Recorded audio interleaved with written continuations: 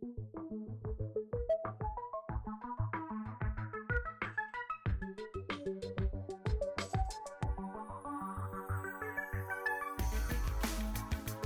recent Gartner survey found that 95% of HR leaders said that they were unhappy with the performance management process and the traditional reviews.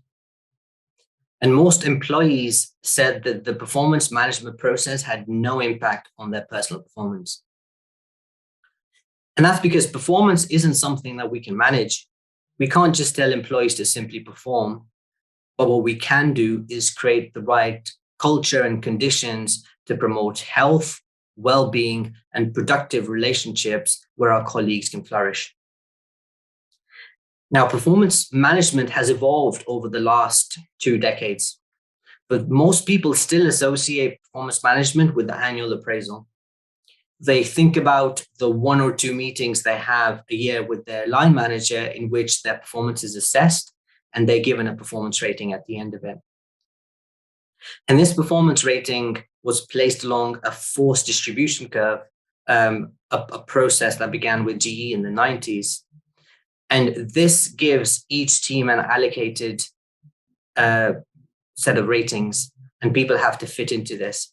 So, for example, if you have 10 people within your team, 1 person can exceed expectations, 8 people meet expectations, 1 person has to be underperforming. And regardless of how people are doing, they have to fit into this allocation. And this is a challenge for many line managers. And again, this is not just a performance conversation, this is also a pay conversation, because in many cases, pay is linked to performance. And now a lot of employees get their performance rating at the end of the year and they're confused because this is not what they expected. And it seems unfair to them. And even if it isn't unfair, they can't make any adjustments because it's the end of the year. And this is now going to impact their pay and it's going to impact their bonus. So this also gives line managers an easy way out into having any sort of difficult conversations where they can say to their team, look, I wanted to give you a different performance rating, but HR said no. Now, over time, many organizations started to realize that just having a mid-year and an end-of-year meeting wasn't enough. And so they started to encourage line managers to have regular one-to-ones. And we know this has been a challenge because many line managers will say, we talk to our team all the time. We don't need to schedule another one-to-one time with them. They just didn't see any benefit in this. Thankfully, a lot of organizations also recognize that having forced distribution makes no sense.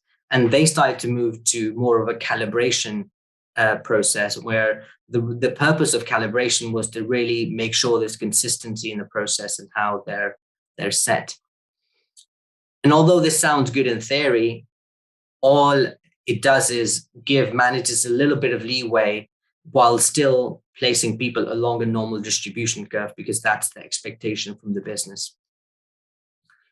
So despite all the changes that we've made to performance management over the years, if we look at the research from all the big consultancies, they continue to tell us that their leaders don't think that the performance management process is working.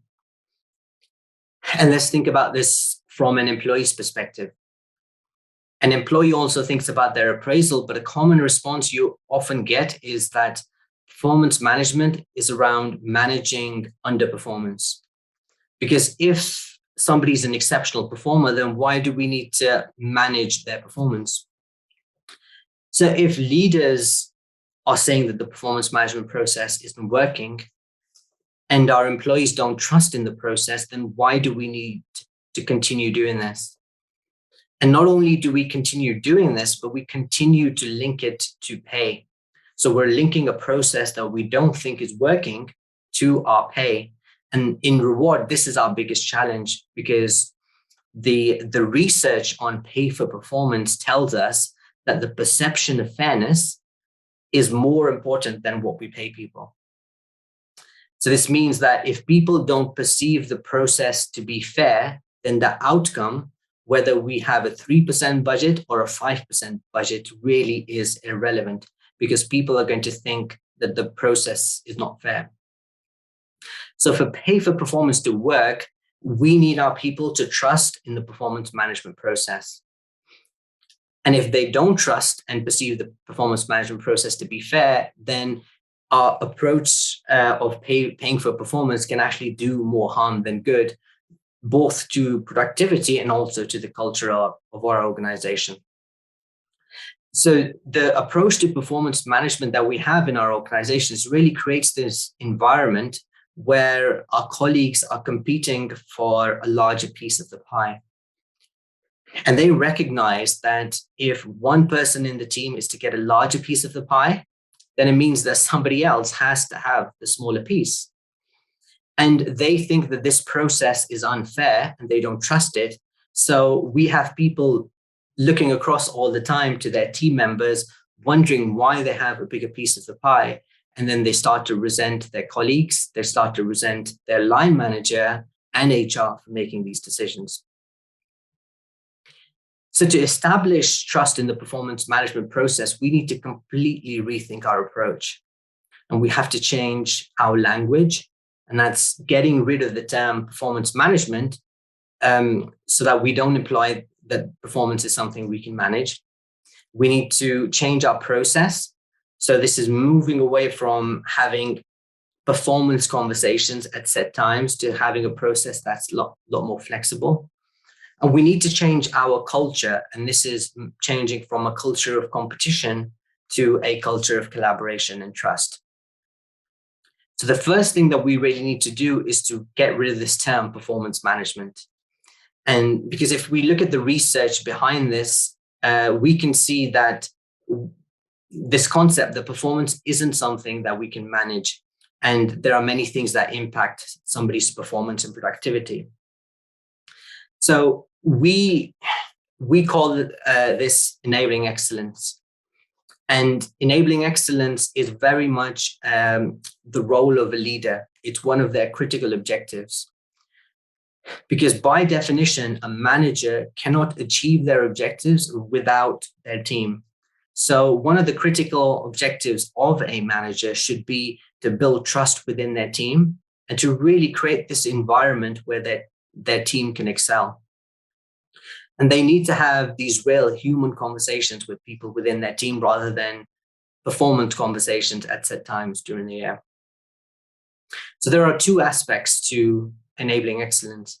And the first aspect is this real need to create a culture of collaboration and trust. And whether or not you choose to use performance ratings, having this more flexible approach with regular conversations, which also means sometimes having difficult but necessary conversations.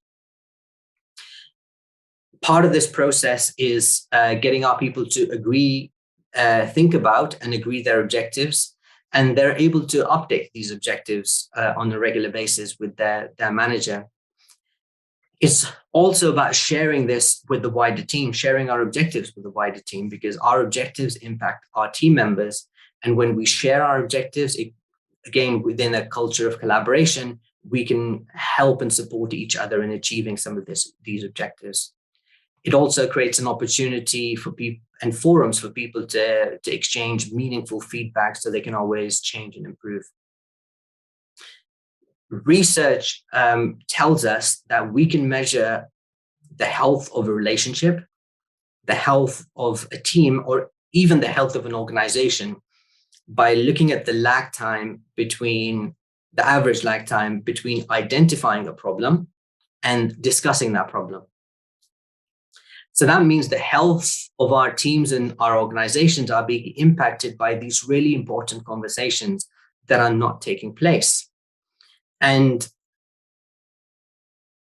they're either not taking place because line managers are blaming HR, they're taking place too late because they're taking place after 6 or 12 months, or they're not taking place well because our line managers don't have the training and support to be able to hold these conversations. So how do we enable them and our colleagues to hold these conversations? Firstly, when we have a culture of collaboration and trust, it becomes easier to hold some of these deeper, more meaningful conversations instead of avoiding them. And when we have these important conversations, our colleagues and particularly line managers are able to provide clarity over responsibility, and they're able to define expectations for people within that team. But we don't just want these conversations to take place, we also want these conversations to be successful. And again, the research shows us that the most important factor in ensuring that these conversations are successful is creating psychological safety at the real start of these meetings and conversations. So in the first 30 to 60 seconds. And by having these conversations, creating psychological safety, we're enabling our colleagues to exchange ongoing feedback with a common goal in mind. So they know this feedback is to help and support our colleagues. When psychological safety is low, what colleagues tend to do is they tend to hold back in meetings. They are less likely to challenge new ideas, developments that we're making, which means that we're more likely to make mistakes. It also means that we miss out on real diversity of thought and innovation because our colleagues will hold back and they might not feel safe to share some of these ideas, thinking they might not be well received by the team. So all of this really is the first part of enabling excellence. And then the second part of enabling excellence is recognizing that performance isn't something we can manage, and there are many factors that impact somebody's performance and productivity. And we measure these factors through our comprehensive employee excellence shape survey, which looks at these factors and it tells what our colleagues need. And we know that our colleagues need to have great physical health, because nutrition, sleep, and fatigue can play a significant role. They need balanced psychological and mental health. They need support around factors outside of work, which can impact them at work. They need to have strong personal work ethic. They need to be satisfied with the job that they do. They need to be engaged with the wider team, and they need to be committed to the organization, our vision, and our values. They need to have a good relationship with their manager and other managers around them. They need a corporate culture that makes it possible for them to achieve excellence, and they need the right working environment, whether they're working at home or in the office. So the survey quantifies all of these factors and provides science-backed insights to the employees, the managers, and the executives. And it gives them insights on how they can improve on each area. And I think this is really critical, because employees get a confidential report. Each employee gets a confidential report on those factors, which give them guidance on how they're doing and how they can improve. Line managers get anonymized reports for their teams, and they're able to think about how they can support their team, for example, whether they need mental health support. And executives will get an overall picture for their function or organization. Because it's the collective well-being of our employees that lead to the well-being and success of our organization. And that's really what enabling excellence helps us construct. It links the success of our people to the success of our organization in a meaningful and measurable way. So just to summarize, what we need to do is, number one, we need to move from a culture of collaboration, a culture of competition, to a culture of collaboration and trust. Number two, we need to have regular check-ins with team members where they have a safe space, where they're able to contribute, challenge, and have meaningful conversations rather than performance conversations at set times during the year. We need to recognize that there are many factors that impact somebody's performance and productivity. How are we measuring all of these different factors? And how are we using this data to support our colleagues? And finally, we can't just look at pay in isolation. We have to recognize that the perception of fairness is critical. And so, for example, whether our bonus is based on EBITDA, it's based on NPS scores, or it's based on ESG measures is irrelevant if we're paying for performance and our colleagues don't perceive the process to be fair. So I hope we can start to move away from this assumption that we can control our employees and we can manage their performance, and instead moving to a culture of collaboration, trust, and psychological safety, where our colleagues can excel in their productivity and well-being, which will ultimately lead to the success of our organizations.